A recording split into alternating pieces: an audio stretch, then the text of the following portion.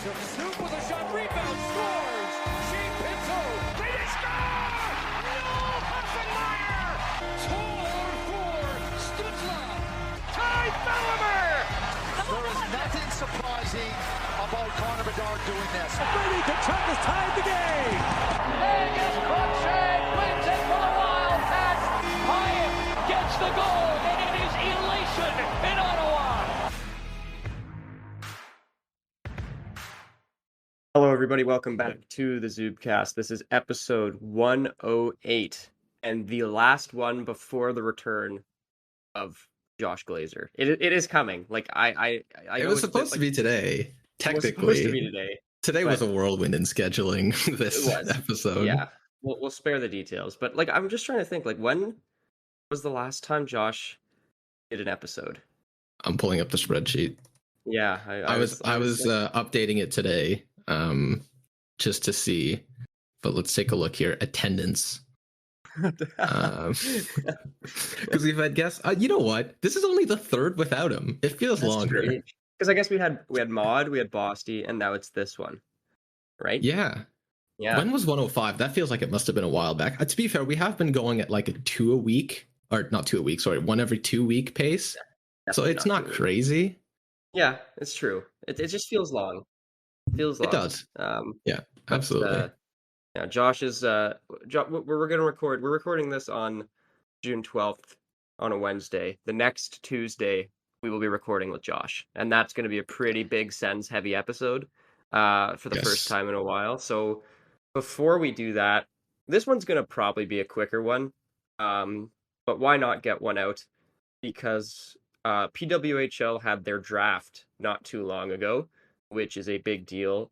And Ottawa had 7 picks, including the second overall pick. And so what we're going to do, what Louis is going to do is go over each of them, kind of say what he thinks.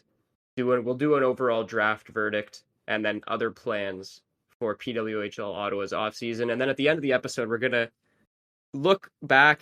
I know that the finals are still going on right now. At the time of recording this, it's 2-0 Florida. We're going to see how our bracket is.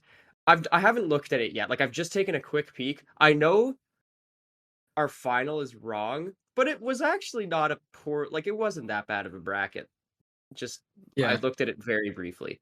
But we were very close to getting the finals right without by still completely getting it wrong. Yeah. Yes, correct. But it was a valiant effort. But anyway, we'll get to that at the end of the episode. So let's go through the PWHL draft. We're doing just Ottawa's picks. Obviously, Sarah Fillier goes first. No one is surprised by that. But Ottawa, it's a very, very nice consolation prize at second overall, with the gold medal. How would I even say this? It's a golden goal. Golden goal. Yeah, thank you. Golden goal. Danielle Serdachny from Canada. So Louis, what can you tell us about Danielle Serdachny? So I know you said none of us are really surprised that Fillier went first. And I mean, I wasn't, you weren't, a lot of people weren't, but there were talks that Serdachny could go first here. And I think there's a potential timeline, and we might be living in it, where she becomes the best player of the draft. I think it's very much a possibility. She is an elite level power forward, brings absolutely everything to the table. And that's something that we'll see when I talk about everyone that Ottawa drafted, is that it really fits we know how physical, gritty, and just competitive the league can be. So they're trying to shore up on making sure they have that advantage to be able to play through that type of game. So Serdachny fits that mold exactly. So she's a power forward, so you'll see her dominating while cycling through the offensive zone, both through some of her skilled play creation and her puck protection, checking at the net front, along the boards, very good finisher. And she's pretty solid defensively, just to round out her overall play driving profile. And just to put into perspective how dominant she's been over the last few years, she led the NCAA in points and points per game between 22-23. That was more than Taylor Heisey, who went first last year, more than Grace Zumwinkle, who just won Rookie of the Year, and Alina Mueller, who also went really high and was really good for Boston. And I believe she not only had most points in 22-23, but most points over the last 3 years combined as well. You mentioned the golden goal. Like, she's just clutch. And to round it all out, Carlin McLeod, our head coach, coached her in junior, I believe, for Team Alberta. So, just everything fits there. Yeah. It's not a situation where it's like, I guess she fell to us because Sarah Philly went first. It's very much a, you know what, she could end up being the best player in this draft. Absolutely. And 61 points in 40 games this past year for Colgate. She was the captain. And the thing about the PWHL draft that I find interesting is you can, I don't know the exact criteria, but the age range is very, very large. Like, it's not like the NHL where you're picking 18, 19, 20, and that's it. So Danielle Serdachny is one of the younger players in the draft. She's 23. And like, some player, like I know there's a couple of picks in this draft from Ottawa who are upwards of 28, 29 years old. So getting a player that good, that young is going to be huge. And hopefully that she will be here for a very, very long time. But so because you talked about it earlier, and I saw the discussions on Twitter too about New York wasn't sure who they were going to pick, maybe right until the end. If you were the GM of New York, would you have also picked Fillier first? I think I may have, but there's a possibility that if I was, committed to actually scouting out throughout the season and being in those shoes and being able to prepare for it, I think there's a very much a possibility I go for Serdachny here. I think it's definitely in the cards because she's a natural center. I believe Fillier is too, so there's not much of a difference there either. But what Serdachny brings and the level of play that she has had at the NCAA level just makes it so that there's so much potential there that could be dominant throughout the league for years to come. And that's hard to pass up on. And obviously, Fillier has also been really good, but they've both proved that they can be excellent and super clutch for Team Canada, right? So, I don't know. I think Serdachny right now, I'm super happy that she's on Ottawa. And it'll be fun to be able to compare her and Fillier in the future for sure. So I have one other question because this is maybe a bit off topic, but as of right now, the PWHL does not have like a farm system like how the NHL has the AHL. Yeah. So like, players are getting drafted and then it's assumed that they're going to play right away and make an impact, obviously. And obviously, like Serdachny seems very skilled enough where you'd probably, even if there was a farm system, she's you'd probably put her in. Anyway. Yes. But it's like how do you think that would work? Like I'm just trying to think of like long-term plans for the league, which had an incredibly successful first season, and I'm sure this league will last a long time. What would a farm system look like? Do you think we'd get there at some point, having a PWHL farm system? I think we do get there. I do think the first step, though, is expansion, and that will help some of that because then you don't have the talent vertically within organizations. You have them horizontally across organizations, right? Which helps. Which is how, yes, like the thing is right now, we're in a spot where we're very lucky to be able to see so much talent concentrated on such little teams. But the thing is, that's how we've been seeing it at the international level, right? With Canada, US, Finland, and it's been getting a little bit more evened out recently. Like, you don't need to tell PWHL Ottawa fans how good the Czech players are, right? Like that's most of the identity of our team is with Carla McLeod and Mrazova, Vanishova, who we traded for, Teralova on the back end that we just re-signed. But I do think we get there. I don't know when at all, because again, it hasn't even been a year since this league has started existing, right? I do hope we get to a point. And last year, given how quickly it got off the ground, there wasn't really much of an infrastructure in for reserve players. And given that now we're actually getting an influx of talent through the draft on top of just the expansion opening one, I do wonder how it's going to work and how the CBA is written out or how the rules are going to be for holding players' rights and letting them play maybe overseas or whatever. Because I know, for example, Montreal just signed, I think it's Ljungblom from Sweden, who had a really good season, played partway in Sweden, and then maybe came over and played a few games for them. But they just re-signed her to an extension, I think the day of or maybe the day before the draft. So hopefully we get more cases like that where teams are maybe able to hold a little bit more talent. But honestly, your guess is as good as mine at this point. We're pretty much in the dark on that end. Yeah, but you're right. I mean, it'll be exciting to see. Like, I just find that the contrast. I don't love comparing the PWHL to the NHL in a lot of areas, but it's just funny to see the contrast. Like in the NHL, we're at 32 teams.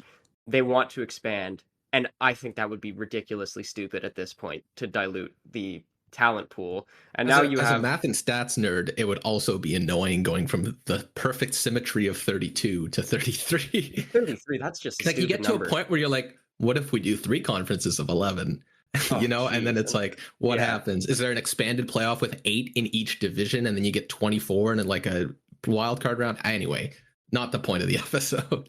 Yeah, But but I mean, it like would the be NHL annoying. expansion, and then you have PWHL, which it would just be like overwhelmingly positive to see expansion. You have enough talent in nets to Yes, instantly double the league in size, at least. 100%, The fact 100%. that Carly Jackson wasn't getting almost any games last year on Toronto is crazy, because she is absolutely like talented enough to get some. And there's so many markets that they've been testing out. Like there were the games in Detroit and Pittsburgh. I'm sure they'll get teams. I know that I mean, I'm going to imagine that there's going to be a lot more neutral site games next year, trying out new expansion Mhm. cities. So it'll be exciting to Maybe see where they go. right, because But we haven't really seen that yet at all in terms yeah, of moving Western more. Yeah. yeah, exactly. So we'll see how that all shakes out. But anyway, we'll get back on track here. So second overall, Danielle Serdachny for Ottawa. She will be excellent, and she will be playing next year. We were talking about international players a little bit earlier. They went Ottawa with the eighth pick. Picks Ronia Savolainen, a defenseman from Finland. And I'm talking about the age range in this draft too. Ronia Savolainen, 26 years old, drafted eighth overall by Ottawa. What can you tell us about the Finnish defense?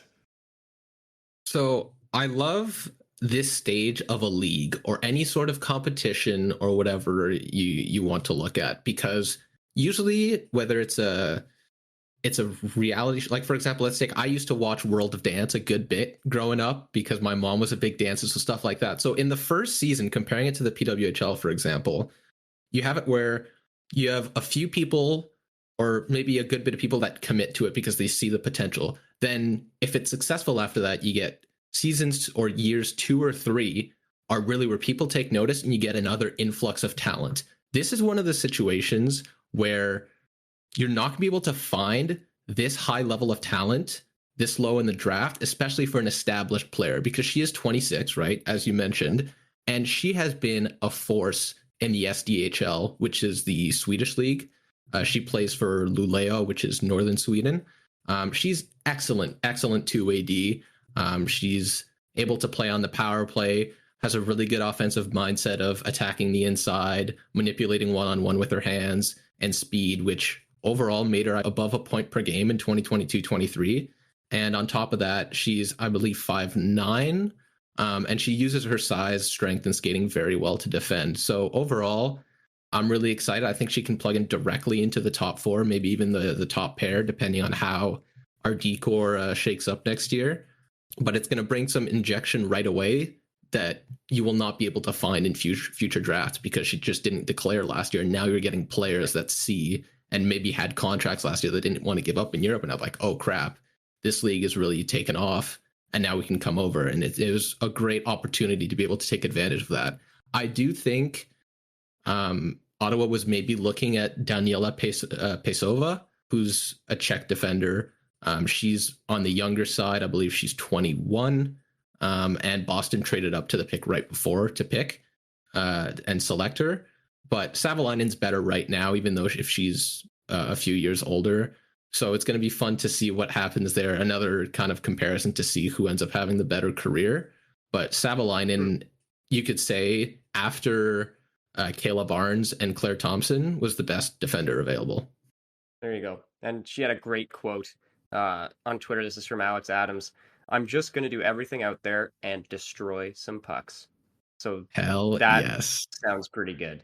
And yeah, she was almost a point per game this year on defense for Luleå, like you said, from the year before. So definitely I a lot of believe she's just to build more into the because we had Emily Clark hard launch her relationship with Jamie Bourbonnais on PWHL New York in the last week, and Rania Savolainen is dating someone in PWHL Montreal. I believe it's Anna Kelbin.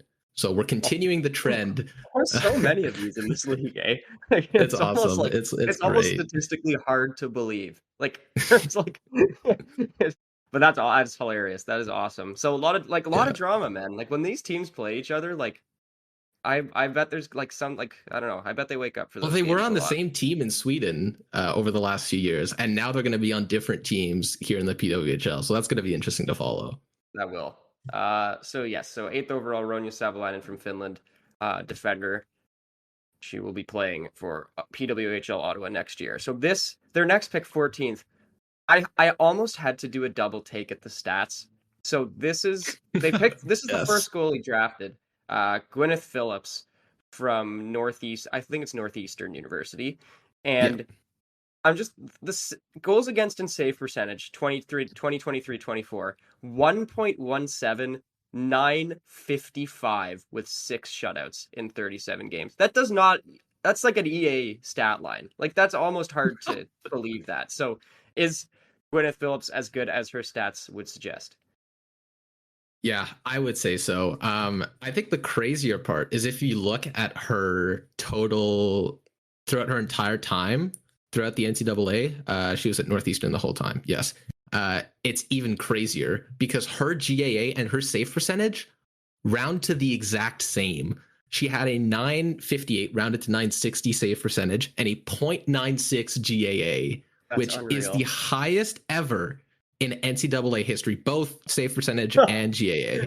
Wow. That is insane. That is insane. So yeah, she's super athletic. She's the type of goalie that I love because obviously she's super athletic, which is great, but she is very smart and a great play reader, which ensures that she doesn't really need to rely on her speed and athleticism often. But the thing with her is that she's just on another level because when she does have to rely on it, she's quick enough to be able to make up for the few instances where she has to. And I found interesting, you mentioned Alex Adams. He had an interview with Mike Hirschfeld. I think it was yesterday. And Hirschfeld said that the goal is for Mashmeyer to mentor her next year, and that Mashmeyer will be the starter. So I don't know what the deal is in Nets exactly because I know they've offered Abstrider a contract, but they haven't heard back. So Mashmeyer will be the starter next year. Phillips could be the backup. I don't know. She, I will say she's also a fellow lefty, southpaw, in that she catches right. So it's always fun to be able to see other goalies like that. Some had her, I believe, as high as 5th overall in the rankings. I think it was someone at Daily Faceoff that did. But overall, like we mentioned how good the goalie talent pool is in the league. If it wasn't so good already, she would have gone much higher. So I'm very happy with getting that. Yeah. Like, you know, I guess teams, you always want to pick best player available, but I think teams might have been not scared off, but just deterred in a different direction just because the goaltending was just overall so good. It's like, why I don't everyone like has their starter. That's everyone's the thing. got their starter. Like, it's not that Phillips is a bad goalie because clearly she's not. It's just teams are like, you know what? Let's beef up in some other areas. But Ottawa's like, well, that's okay. Let's snag the best goalie in the draft. And I'm just looking at an article right now, a picture of her playing. She's got a C as the goalie. So was she the captain? Yeah, I'm pretty sure she was. That's wild. I didn't know that was allowed in college, but that says a lot, I guess. Gwyneth Phillips, captain as a goalie for Northeastern. I guess you have the best goalie stats all time in the NCAA. Yeah. It's very warranted. Yeah. So there you go, man. Like Ottawa's goaltending is in great hands. Emmerich Mashmeyer had a great year as the starter, and now mentoring Gwyneth Phillips, that's gonna be a seamless transition if it ever comes to that. So 14th overall, their 3rd pick, Ottawa goes with Gwyneth Phillips, goaltender from Northeastern. So these next 4 picks, I think we're going to rip off relatively quickly. I'll just say the name. Louis can say a few notes. 20th overall, Stephanie Markowski from Ohio State. Yeah, so she's another strong 2AD, which is something that was emphasized by the team and something we could use because we had to exert a lot of our defensemen to playing very big and tough minutes because of injuries like to Zoe Boyd and all that. So it's nice to add her there. Very smart breakout game, efficient passer with some shutdown potential, and a lot of people emphasized her tremendous shot blocking game. So that's going to be fun to watch. Yeah. Next, so this is, I think, the best name in the draft, 26th overall. Yes. Captain of Minnesota Duluth, Manon McMahon. I mean, Yeah. I really hope that she's good because that is an awesome name. So Manon McMahon, what's the deal with Manon McMahon? I think she wasn't even that far of an off the board pick. She was just like a few spots ahead of where she would have picked, which is just a testament to how great value we were able to get this year. But she was, as you said, captain at Minnesota Duluth, reportedly a very great leader and good locker room presence. We love the good vibes here in Ottawa. And everyone who talks about her, from writers to analysts, and even our GM in interviews he's had, the first thing they do is praise her face-off talent. So that's going to be good to have for key situation. Pretty much plays like an exemplary third liner, where you have the quickness, the forechecking, the two-way play, a little bit of good rush play here and there. So it'll be nice to add to the bottom six, maybe next year, maybe the year after. Again, depends on how player rights and contracts are handled. So 32nd overall, they went back to the international pool. Austrian forward Anna Meixner, who was over a point a game with Brenus last year in the SDHL. Yeah, so now we're talking about one of the highest ceiling potential picks after the top of this draft. I know as we were going down to the later rounds, she was someone I'd read about a decent amount and was really hoping that we'd pick. She is on the older side. I think she's 29, but this is another case where you won't be able to find this sort of talent right away in the draft. She led the SDHL in scoring and got league MVP in 2022-23. I think she's easily the shortest player that we drafted, around 5'3". But she uses that to her advantage. She's a small, slippery forward who makes use of her creativity, handling, and agility to weave through opposing defensemen. Very good off-puck offensive threat in the way she can pop in and out of coverage to get chances thanks to her vision and feel for the game. And this is someone who could probably be inserted right away into the middle six. Like, I could see her even on the second line, third line. Obviously, there's not much of a precedent for translation over to this aside from the last season, so it's hard to make assumptions like that. But if anyone can, it's her, definitely. And finally, at 38th, Ottawa rounds out their draft with another defender, a two-way defender, Madeline Wethington from the University of Minnesota, 23 years old. So this is an excellent value pick. Like, she was consistently ranked mid-20s, and we got her in the last round at 38th overall. So she, say it again with me, another great two-way D. We have a type in this draft. But it's something that we needed, something that's going to be great. You can never have too many good two-way defenders. So she's got a good disrupting stick to face opposing chances, effective defensive pressure, got a hard shot, and some pretty steady puck moving to help her on the offensive side. And some interesting stuff about her that I found pretty impressive is that she made the US U18 team as a 15-year-old. Wow. And that's as a defender, which is pretty tough to do. You're defending against people that are like 2 years older than you. And she was an absolute workhorse this year. Like, she was averaging high 20s on a per game basis in terms of minutes, and had one game that went to quadruple OT where she had over an hour of ice time. Man. We are very familiar with those types of defensemen here in Ottawa, so she will fit right in. Yeah. That's great. And you can kind of see like what they're going for here. Like, a lot of two-way D, a lot of speedy forwards. They're creating a very versatile, interchangeable lineup, which is perfect for, whatever scenario you need. You can plug someone in, you can move people around. So with that being said, you've spoken pretty highly of a lot of these picks. So if you were to give maybe not a letter grade, but just an overall verdict for how Mike Hirschfeld and PWHL Ottawa did in this draft, what would you say? I'd probably give them like as high as an A. I was very happy with this draft. Again, there's not much of a precedent because this is the first entry draft, so it's hard to compare anything. They definitely, I think, between them and New York would probably be the two teams that had the best drafts. You look at where our players were picked and where, like, let's say The Athletic had them. I compiled their rankings here. Serdachny was picked second, was ranked second. Savolainen was ranked 10th, 5th by the Hockey News, and was picked 8th. And then Phillips picked 14th, Athletic had her at 15th. Markowski picked 20th, Athletic had her at 23rd. McMahon was the only one that was a little bit of a reach, but again, like not really by a ton. She was picked 26th, Athletic had her at 43rd. And then the later picks here, Meixner and Wethington went 32, 38. Athletic had them at 22, 24, which is really good value. Yeah. And just looking at the individual picks, like the first pick, you draft the best player available and one who has the chance to potentially be the best overall. Second pick is the best defender available and potentially top 3 defender overall. Third pick, you get the best goalie available and obviously just in the whole draft, not even close.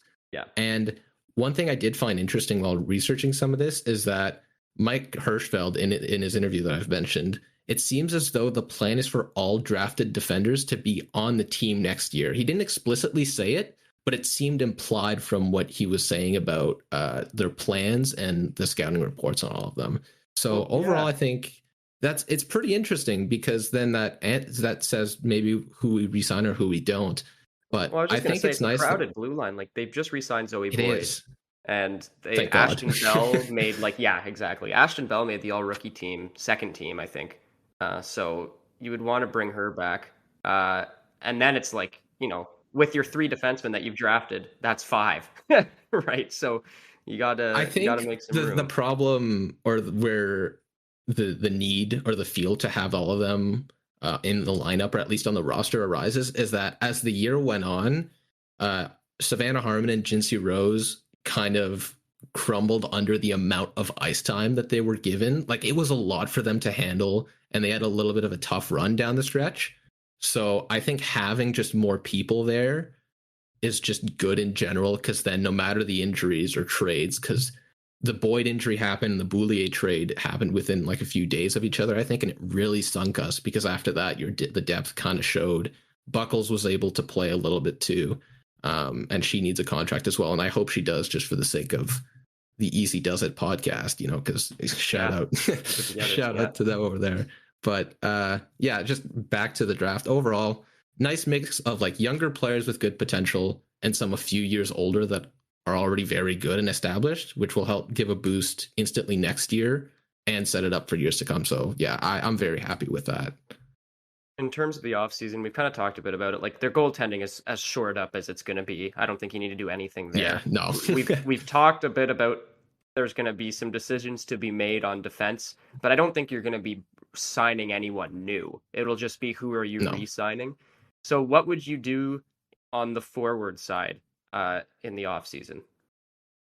So looking at who are currently under contract, we have Clark. I'm just going to say everyone because it's not a long list. Clark, Mashmeyer, Jenner, Harmon, Gabby Hughes, and Ashton Bell all have 2 more years. And then Jinsey Rose, Haley Skamura, and Teresa Vanasoa have 1 more. So it's not a ton. Since those contracts, we've also extended Natalie Snodgrass, who will definitely play in the bottom 6, Terralova, and Zoe Boyd. But that leaves holes potentially at forward. I think... Well, obviously, I'll just say it right now. You need to re-sign Daryl Watts. That's the biggest thing that needs to be done with this team. It seems as though the plan is to connect with them after the draft, and the general feel is that the team feels pretty good about them returning based on the interviews that I've seen. So hopefully you can get Watts in because she is potentially the most dynamic player in the league. She is incredibly skilled. You also want to bring back Katarina Mrazova because she was also really good on that line. And after that, it's a little bit of sign some depth players. I hope Akane Shiga is brought back. Fanny Garak-Gasparix might be back. Becca Gilmore, potentially. Kristen Della Rivera might as well. So if you sign all those people, bring in Meixner, Serdachny, that brings you to around 14 forwards. So I don't think... I don't think we talked about it already, but there's not really a lot of cap space for free agents because of the way the CBA is built and the guaranteed contracts that you get depending on how high you were drafted and the built-in raises for players who signed initial 3-year contracts for their teams. So it doesn't leave a lot of wiggle room for player movement across the league. So I think there might not be really many UFAs coming in on this team. it's a possibility, but I feel like you kind of have the talent already to be able to build a potential championship winning team next year. So I think biggest focus, re-sign Waltz Marzova, maybe some depth forwards here and there, and manage your draft picks properly. Yeah, well, this is the last thing that I want to touch on with this is like you were just saying that the cap situation is quite tight. There's not going to be room for a lot of movement. So with this new influx of players through the draft that are all going to be on a team, it's going to have to boot some players out, like conceivably. So there will be a good bit of players without room for a job, which I think is good and bad. Like a good league thrives on good competition between the players. Healthy competition, yeah. 100%. It'll be tough to see a couple players with one and dones. Maybe they'll be back. Like who knows? Like there's a lot of people have gone over and played in Sweden, played in Finland, some good leagues. Yeah, that's the thing. You have the talent pool for expansion. So ideally, you have that exactly. there. But the way it is right now, maybe it'll hopefully, and I mean, almost certainly it'll bring up the overall play across the league, which will be nice because of all that talent and all the competition. So it's going to be nice to see for sure. And I know it's probably, I mean, most of it is just because of how good the goalies are. But the one thing that I'd like to see is some more scoring next year, because there was just so many games where it's they were just so dynamic in net, like 2-1, 3-1, 2-0. There was a couple where you reached the 4 or 5, but some more scoring would be awesome. And with the forwards that were drafted, I'm sure we will see that. So that's going to be it for the PWHL part of this episode. And we're going to quickly, we're going to wrap this up relatively soon, but let's just go over the NHL playoff bracket that we made a couple of months ago, because we're at the finals now and it looks really dire for, I'm doing air quotes, Canada's team, the Edmonton Oilers. Air quotes. Yeah. So, by the way, quotes. I don't think we've talked about this. Do you know of this Boston Pizza ad campaign that's been going around? It's so stupid. Oh my god. They must be losing business, right? I don't know who approved that. So for anyone who doesn't know, they've been running this ad campaign for it must be a month or 2 months, where they're essentially saying all of Canada has to come together at a Boston Pizza to end the cupless 30-year drought. Let's all be friends. I don't know if their marketing guy is American or something, but I don't know who approved that ad campaign, because it's stupid and no one likes it, and it's just wrong. Nobody in Canada is cheering for the Oilers, I don't think. I could care less. I'm not affected by the Oilers. They're so distant. I really don't care. But if you're trying to get Flames, Canucks, and Jets fans, and even Leaf fans to cheer for the Oilers, you are delirious. Absolutely delirious. But anyway, let's take a look at this bracket. I should have brought my Panthers jersey. It's currently downstairs next to the fireplace, cheering, because I mean, are you cheering for the Panthers? I don't know. Honestly, I think I'm indifferent. That's the thing. Is somebody asked me, are you cheering for the Oilers? It's I don't think I'm cheering for the Oilers, but I've never really been asked if I'm cheering for the Panthers, and it's I don't even really know.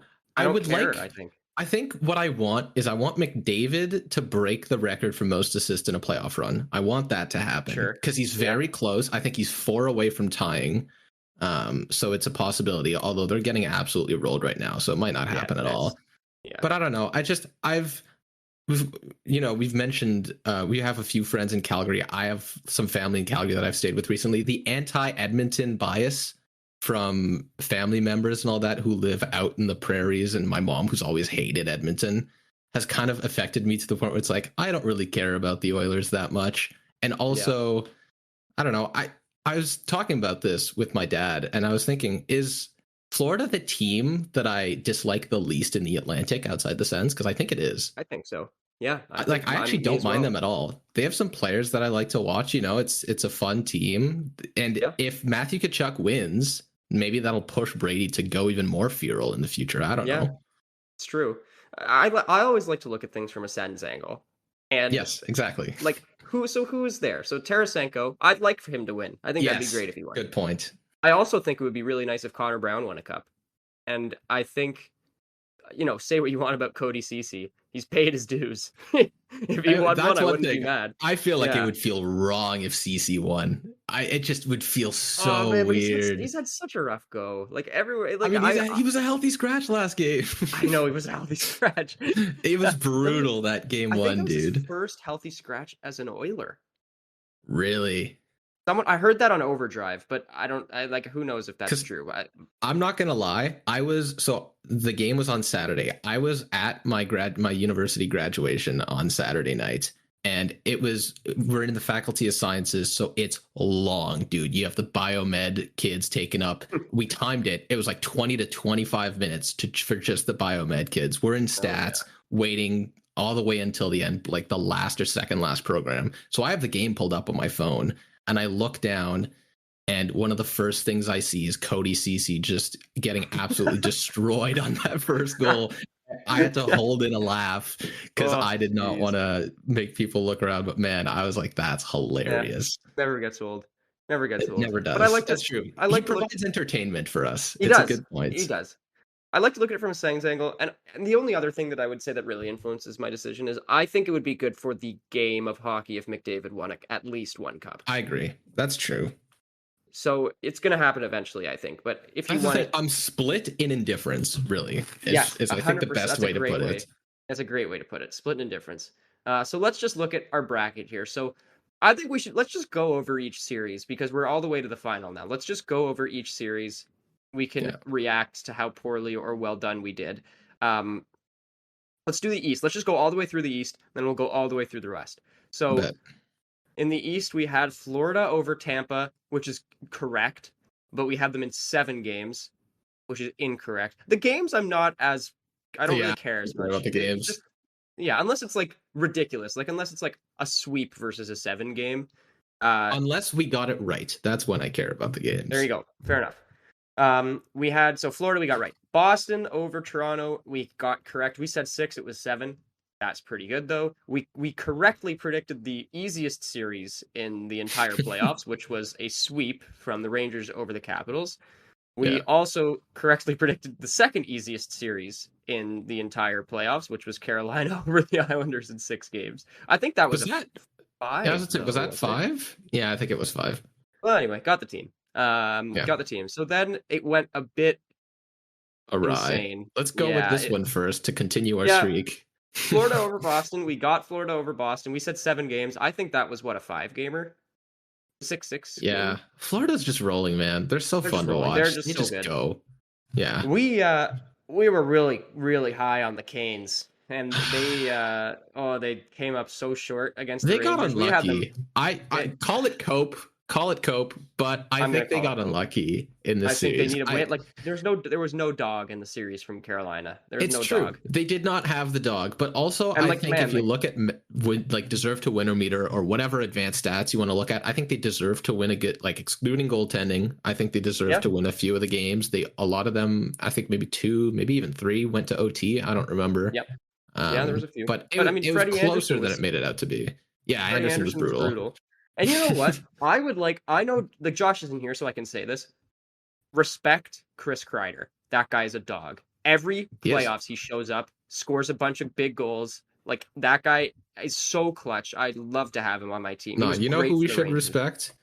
Is Vinny Trocheck, all right? Yeah. I got clowned on for my decision to kind of try to put him into a depth role on Team USA next year for 4 Nations when we did that episode. Yeah, you did. But I still stand by him. He is so good, and he's been potentially the best player for the Rangers over this whole playoffs. I know that's a little bit of a hot take, but I love watching him play. He can do everything. Yeah. And I don't know, just shout out. He's been really good. He's been great. So anyway, the Rangers destroyed our Carolina prediction. They beat them in 5, I think. It was 5-gamer for the Rangers and over Carolina, I think. Maybe been 6, but yes, anyway. I think so. Yeah. So the conference final that we had was Carolina versus Florida, and we had Carolina winning. Oh, man, that's an L. That's wrong. That's a big on L. multiple levels. But you know what? I'm going to give us props for having Florida as far as the conference finals. That's pretty close. Pretty close to a finalist. Okay, so let's go to the West. So the West, we had Dallas over Vegas in 7, perfectly correct. Oh man, that Winnipeg one looks so bad. Winnipeg I'm still over mad at Colorado. Josh for convincing me to flip and then him flipping at the end. Yeah, it's that like was greasy. he convinced us to go camping together and then bailed on me when he realized that the forest was infested with grizzly bears and that it was going to rain 24/7. And I was just sitting there miserable. Wow. Such a bad Josh's not even here to series. defend himself. This is brutal. No, He's which gonna is come why back. I'm taking the opportunity, because that was Fair that enough, man. first game was so good. That first game, It instant was classic. a great game. Might have been Incredible game. game. Might Yeah. have been, for sure. And then the entire, like, Hellebuck had a brutal series. Yeah, Lowry agreed. and Adam Lowry and Josh Morrissey were like the only two good players on that team. No other defenseman aside from Morrissey could break the puck out from under the Avalanche forechecking, and I felt so bad for him because, man, it was dire. That team was just getting eaten alive. So we were wrong. We said Winnipeg over Colorado in 6. Colorado won, I think, in 5 games. So that one was not even close. Oh boy, our West was rough. We had a Nashville upset on Vancouver. It almost happened. If it wasn't for Brock Besser. Yeah. Yeah, it almost could have happened, but we got it wrong. Vancouver I'm happy won it didn't, in though. 6. Yeah. We had Edmonton over LA in 5. I think that was actually perfectly correct, wasn't it? They won that series in 5. I think so. Yeah. Because they had LA got a Kopitar overtime winner, and that was the only game that they won. So Edmonton we got right. In our second round, we had Dallas over Winnipeg, which ended up being Dallas over Colorado. So we'll take some half props for that. So we had the right winner. So Dallas moves on. We had Edmonton over Nashville, which is also technically correct because we have them beat it. They did beat the Canucks in 7 games, right? It was 7. Yeah. Now I'm trying to think. Dallas beat Colorado in how many games? Was it 6? I think it was 6. I don't think they won 7. So technically we got the games right then? You know what, on Dallas over Winnipeg? Because I actually don't know. That's a good point. I thought it was... my gut is saying 6. Yeah, it was 6. Okay, good. So so anyway, we got the right conference final actually in the West. Yeah. After all of our terrible predictions in the first round, we got the right conference final. And we got the amount of games. Yeah, we got the amount of games. We did not get the right team. We had Dallas over Edmonton in 6. It ended up being Edmonton over Dallas in 6. And so our Stanley Cup final was Dallas versus Carolina. It is Edmonton versus Florida. We had both of the finalists in their conference finals in our bracket. It's pretty close. That's probably the best we've done looking at the past few years. Sad, but it is the best we've done. So we were kind of close. Like, I'd give us a B- on that bracket if I had to put a letter grade. Give us a B. We got a few games correct. Like that's pretty good. So you're saying B. So you're saying this is an average bracket, like complete median average bracket. I'd say so. Like compared to other years, I'd say it'd be better than average. But because this season you had like almost every home team win the first round, it wasn't as hard to predict. I think the fun thing that we should look over. I was just going to go to this. Yeah. Go ahead then. So all 3 of us made our own wildcard predictions that could either differ from what the consensus Zubcast was, or just, as you'll see with Louis, pull something out of our ass. But I had Tampa over Florida, which was so unbelievably incorrect. I am the loser of this. I am the full loser of the wild card pick because Florida's in the Cup final and Tampa got dusted in 5 games. Yeah. Josh had it with Colorado over Winnipeg. I don't want to count that though. But yeah, I don't want to count it. It was greasy. It was a very greasy call. Very greasy. So we'll give it to him, but don't. But we don't need to inform him of it. No, we don't need to. Bally, like he'll never know that this happened. But don't give it to him. It's true.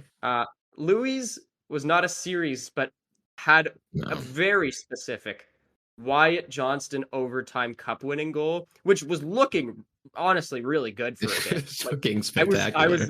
They were very close to the final, but ultimately didn't get there. So that one is off the table. So, I guess by default, Josh wins that, but I'm not. Don't say that. Yeah, it's so grease. Like you would put 4 asterisks on that. Yeah, I just think it's so grease. I do think, like, would you argue that Wyatt Johnston was maybe the most clutch player in the playoffs so far this season? I think you could make an argument for it. Well, who are his? Who are the contenders? I'm trying to think now. I mean, Reinhardt has been really good. Verhaeghe's got a couple overtime goals, I think. That's true. Yeah. I'm just thinking of Florida. Like McDavid, I don't know if he'd be considered clutch, but he's been unreal. Like Yeah. in these Bouchard, playoffs. Actually. Yeah, he's got an overtime winner. You're right. Yeah. Yeah, he'd be up there. He would be up there. Wyatt Johnson, 100%. It was a good take. But anyway, we're gonna get it wrong. So here's what we can do. It's cheating a little bit because it's 2-0. What do you think the series will end up? You think there's gonna be a sweep, eh? You don't even think Edmonton's getting the game? I think my initial take would have been 5. So let's just go with that. But the reason I say 4 is because Edmonton fans just put out another song. Oh, it's brutal. And have you seen it? It's the McDavid one. Yeah, I saw a snippet. It's the one about McDavid. It's like, so anticipated, immediately played in the league. Yeah, Connor McDavid or something. Oh, it's like, what is this?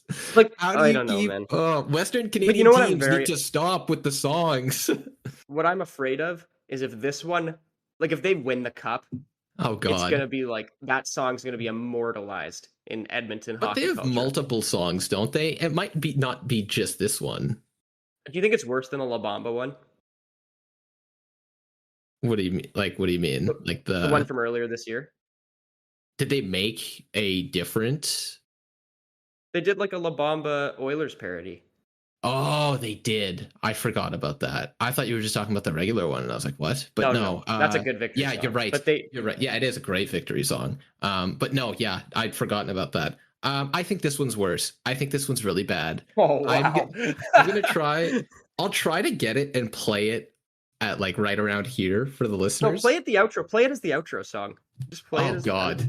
As the outro sure. on the Okay, on the pod. I'll have to remember to do it. But yes, that'll be hilarious. I think that's a good place to end it. Not a long one today. Actually, you know what? What was that? 40 minutes? It's not bad. I think so. Adam, wait, like did you say what you think? Did you also say Cats in 5? I said 5. I don't know if I said it, but I would say Cats in 5. I think Edmonton will win game 3, and I think it'll just gentleman's sweep. Be wiped. Yeah, gentleman's sweep. I think that's fair. Yeah. Essentially what the Cats had happened to themselves last year against Vegas. Florida looks just so good. They're insane. Anyway, we will see how it goes. Josh will return next Tuesday, and we will talk about the Sens for once. So looking forward to that, kind of. Unfortunately. For now, what are you going to do? But for now, that's going to do it for this episode of the Zubcast. Thank you so much for tuning in. Thank you so much for listening. We will see you guys next time. Take care, everybody. Young player, but I'm in the league. Connor McDavid anticipated.